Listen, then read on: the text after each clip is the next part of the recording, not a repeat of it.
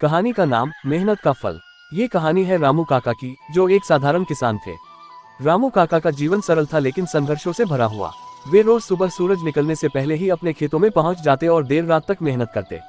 उनके पास ज्यादा जमीन नहीं थी, पर जो भी था उसी से वे अपने परिवार का पालन पोषण कर रहे थे। एक बार गांव में अकाल पड़ा। कई दिनों तक बारिश नहीं हुई और रामू काका के खेत सूखने लगे। गांव के बाकी किसान हताश हो गए और उन्होंने उम्मीद छोड़ दी। कई किसानों ने शहर जाने का फैसला कर लिया, पर रामू काका ने हार नहीं मानी। उन्होंने सोचा, अगर मैंने खेतों की देखभाल की और मेहनत करता रहा तो शायद भगवान मेरी मदद करे। रामू काका ने अपने खेतों की सिंचाई के लिए पास के कुएं से पानी खींचना शुरू किया। दिन रात पानी खींचते हुए उनकी पीठ और हाथों में दर्द होने लगा, पर उन्होंने कभी शिकायत नहीं की। उनके बच्चों ने कहा, पापा, इतने सूखे में मेहनत करने का क्या फायदा? हमें भी शहर चलना चाहिए।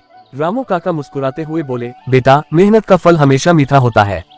हम बस अपना काम करते रहें, बाकी भगवान पर छोड़ दो। कुछ हफ्तों बाद अचानक बादल घिर आए और खूब बारिश हुई। रामू काका के खेत हरे भरे हो गए और उनकी फसल बाकी गांव से बेहतर हो गई। उस साल उन्होंने इतनी अच्छी फसल उगाई कि पूरा गांव उनकी प्रशंसा करने लगा। गांव के लोग, जिन्होंने उम्मीद छोड़ दी थी, अब रामू काका से प्रेरणा लेने लगे। रामू काका ने अपने बच्चों से कहा, देखा, मेहनत और सब्र से हमेशा जीत मिलती है। हमें बस खुद पर और अपनी मेहनत पर भरोसा रखना चाहिए। इस तरह रामू काका की मेहनत और विश्वास ने पूरे गांव को एक नई राह दिखाई।